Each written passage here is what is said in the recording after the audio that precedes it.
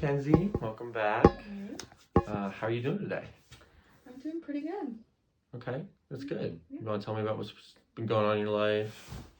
Yeah, so my mom got married this past week, and we went to Florida. And like most of my family's pretty close, so a lot of my family went. And there was some drama. Drama happened. Okay. Yeah. Tell me about it. Kind of got stuck between. I'm pretty close to my cousins. Like I said, my family's just really close. So like my cousin and I, we're all just very, very close. Okay. And so I kind of got stuck in like a little fight that happened between my brother and my cousin, and it was hard because like I felt like I had to choose a side, which there was a very clear, obvious side, but it also like morality of things. You want to choose what's right, no matter if you know what I mean. Yeah, for sure. But let me just tell you the problem. So, this is so weird. So my mom got married. Okay, so on my stepdad's side, his sister's daughter. Can you say that again? So I can follow. Yeah. On my stepdad's side, his sister, so his niece. Okay. His niece, His sister. yeah. Got it. Yeah. Cool. So we're not blood related to them at all. Okay, got it. So she's the same age as my brother, and she's the same age as my cousin. Like we're all kind of close in age. Right. Okay. And that's how old? Well, I'm a little older. My brother and my cousin are like 21. Okay. And then she's probably like 19. She's actually younger. Okay. So we all we have these parties or whatever, and we all get together and we're all hanging out, and we notice that my brother, his name's Hunter, is getting close to this girl, and her name's Kinley. Mm-hmm. So they're kind of flirting a little bit, and everybody's like, what's going on here? And so everybody's kind of making jokes about it, and he kept going over to her house and hung out with everybody over there and was spending the night, and everybody was just joking, laughing, what's going on? Mm-hmm. So then my cousin Chandler comes over one day, and while they're there, and he starts rubbing up all on her and flirting with her, and they were both doing it at this. It was weird. So this is just a girl that's in the area, right? No, she's family. She's not blood. Right. Okay, but just making sure that this is the same one that is your stepfather's sister's daughter. Yeah, my stepfather's niece. Yeah. Stepfather's niece. So, and just a little background story on my cousin. He gets really violent and angry and mean when he drinks. And he was drinking. Okay. How old's the cousin? Yes, my cousin. Yeah. How old is the cousin? Oh, 21. Okay, cool. Yeah. So that happens, and we're all just oh God, what is happening right now? We're all watching this, for real. This is embarrassing. Yeah. So they go to leave, and both my brother and my cousin are we want to go over to her house. And they just let them go. Both of them, do you not see how that could be a problem? Who let who go? So my family, my cousin's parents, and then my brother, everybody that was there, and Kinley's parents were yeah, come on over. Both of you, both boys and a girl. Both boys like this girl. Oh, gotcha. And she's inviting them over, and we're all what? Are you dumb? You know what I mean? Yeah, right. Well, it turned out just as expected. My brother walks home in the middle of the night, because he broke his phone. He doesn't have a phone. Okay. So... Yeah. They were fighting. Chandler, I guess, just started making fun of him, trying to start a fight with him for no reason, because, like I said, he gets angry when he drinks. And so my brother was can I use your phone to call somebody to come get me? It's the middle of the night, and they were drinking. And he said no. He's no. Yeah, so he... You think that was because of the weird love triangle that they have going? Yeah. Okay. Yeah, well, my thing is, even if he's leaving, you know what I mean? Why would you put somebody that you love? He was walking in the middle of the night, had no idea, was in Florida, didn't know anything, was drunk, walking on the street. Yeah. And you put him in danger, so he walks home. So it kind of started a big family thing or whatever. But I was upset because nobody said anything to Chandler. Everybody was just kind of oh my god, I can't believe that happened. And then Mm-hmm. Chandler just, like, nobody said anything. Yeah. So, did your brother end up walking home? Yeah. Middle Was of the night. anyone else there that could have offered their phone? That girl, and she didn't either, which, it's really frustrating. Yeah. It just makes me mad because that's my brother and that's his family too. And you would think if you love, that's your family, you love them, why would you put them in danger for your ego or something? You know what I mean? Right. But I was just going forward, everybody was just like, wow, that's really crappy. But nobody said anything. Like, everybody was kind of ignoring Chandler, like, whatever. But I just, I was very mad because I'm very protective, like, over people I love. And Yeah. I love both of them, so it was hard. Okay. Right. But morally, it's very obvious who's wrong and who's not. So I'm like, so I was just very mad, and I texted him this long thing explaining how I felt, and it wasn't like being really nasty, but it was like kind of being stern, you know, like, I don't appreciate you putting my brother in danger, like, you're blah, being blah, blah. real with him about how you feel. Yeah, and he just kind of like laughed and like kind of like laughed at my text. And Did the react with the laugh? Not even sent back an LOL? No, made me, yeah. So that's kind of what happened, and I've just been very angry ever since. And I'm angry at my family for not doing anything, because this is not the first time. During that vacation, he tried to fight his dad because he was drinking. Just tried to fist fight his dad for no reason. Tried to put my brother in danger. Was making mean, snarky comments to everybody in my family for no reason. And I'm angry at everybody because I'm like, why isn't anybody doing anything? So before we move on, I want to address that whole story. It sounds like there's a lot going on there. And so I would describe it in layers here. So the first layer is obviously that you're very upset with Chandler. Yeah. But then on top of that, it sounds as though you're also just disappointed that no one else offered a phone, offered a car ride in a different state for your brother's safety. Right. Sounds like your brother's safety is something that you obviously uphold because you love your brother, you care about. Yeah. And then you are disappointed because family should be above all when it comes to someone's safety. And these petty beefs shouldn't get in the way of someone just offering a phone call for a car basic ride. Safety. Like, For sure. Yeah.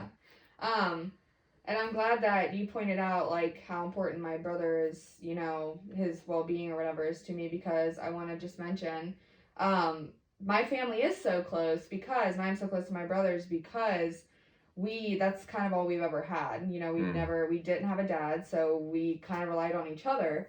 And so we're like, I feel like a lot, I don't want to say closer than other siblings. If that's like, I don't want to like, I don't know, try to act like above, I don't know, but we're just really close. And I'm frustrated because Chandler, my cousin, we have been through trauma too, because he had cancer and we were all there for him through that. And we all went through that together. So I'm just like, it's just sad because we have been through things together that no other family has went through, and it's supposed to make us stronger. And he just kind of crapped all over it. Yeah. You know.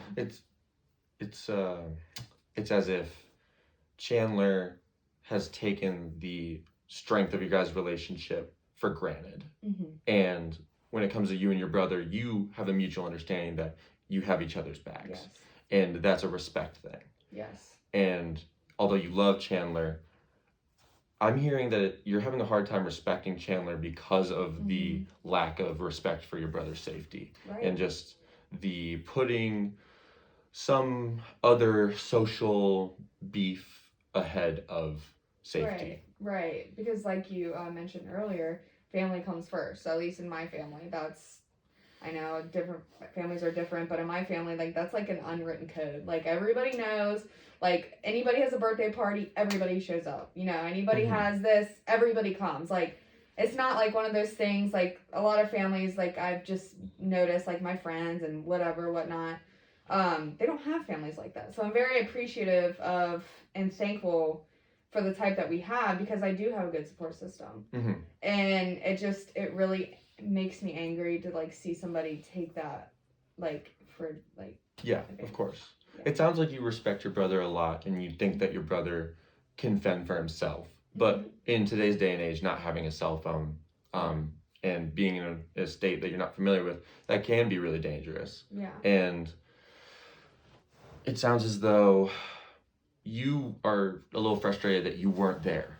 Yeah. You know, these people treated your brother in a way, he was kind of on his own.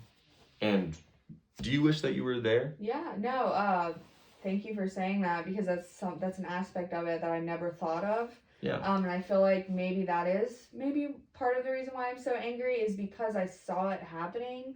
I watched them walk out together, and I knew it wasn't a good idea, and I just didn't do anything, and it ended in my brother being in danger. And like I think, like, yeah, like you said, I am kind of like mad at myself, because yeah, it's not my fault, but I could have stopped it. Okay. Yeah. So you do feel as though you could have stopped it. Yeah. In a way, maybe I could have tried harder. I could have, like, I don't have a say. They're both grown. You know what I mean? But I could have for sure made a scene, or, you know, Chandler's parents actually didn't know. And they were like, if we would have known, we wouldn't have let him go. So that kind of, that was let known to me afterwards. And that kind of made me be like, well, shoot, like, I wonder if I, like, went and got him, or if I wonder if, you know, I was like, what are you guys doing? Like, you know, like, kind of made it, like, bigger so more people would notice that situation wouldn't have even happened. Yeah, you feel as though if you could go back, you maybe would have made a scene. But knowing what you know now, obviously it's easy to think that. It's easy to think hindsight's 20/20. It sounds corny, but hindsight is 20/20. And like you said, your conviction is that these are two grown men. They can deal with their own stuff. And I know that ideally you would want to have your brother never be in danger. But at the same time, it sounds as though you really value the strong bond you guys have, as far as you'll look out for each other. Right. But you can't always see the future for your brother. Right. And that's frustrating. And it's really frustrating. And I guess, like, I don't have, like, I'm not so worried about control, because I know sometimes I can't, but I think I'm just angry because I could have that time. And so it's like, I don't know, like, those opportunities aren't going to come often. So next time, I think that if I even have, like, a weird feeling about something, that I'm immediately gonna, like, for example, ever since then, we've, like, went to a concert. And, you know how guys get when they drink, they get all whatever, and we're just standing there, and this guy comes up to my brother and is, like puffing his chest out for no reason, and came up to him. And immediately I'm, like, enraged. Like, I'm like, he didn't even do anything, he's just standing there. So I go up to the guy, and I'm like, what did you say to him? Like, acting all crazy and stuff. And everybody's like, he thought he stole his wallet. And I'm like, what are you doing? Like, no. So I think that event has led me to now be more, like, protective. For sure. Like, if I can do something, like, I'm gonna do it. Like, yeah. And I don't know if that's always a good thing, because I don't know, I could have obviously got hurt, I guess, because if I went up to him, he's a pretty big dude, but I did not care. Understood. Yeah. It sounds to me, based on that first story and now the second one with the concert, that you are looking out for, like, fairness for your brother. Like, you think that, you know, he can handle his own stuff, but when he's getting wrangled into some beef over a girl, or some guy at a concert mistakenly thinks that he took his wallet, and you know that your brother's innocent in both of these situations, in your eyes, it really does start to make you angry. And I just, I don't know, it just makes me angry, and I just want to not be, I want to not be angry at Chandler anymore. I don't want to be angry anymore, but I'm not going to fix it, because I didn't cause it, and I tried to fix it and be like, text him this long thing, and he's kind of like, screw you. So it's like, but I'm just sad. I think I'm angry and I'm sad. I'm angry because it's like, why are you still letting this be? We're a close family. Why are you letting this come between us? You can end it whenever you want. So I guess I'm just confused too, because I'm like, does it bother you? Like, you know, like, it doesn't bother you that we're not cool. Right. It sounds to me as though you are kind of disappointed in Chandler that he's not upset that you guys aren't on good terms, because to you it is a big deal based on your guys' like closeness and your past.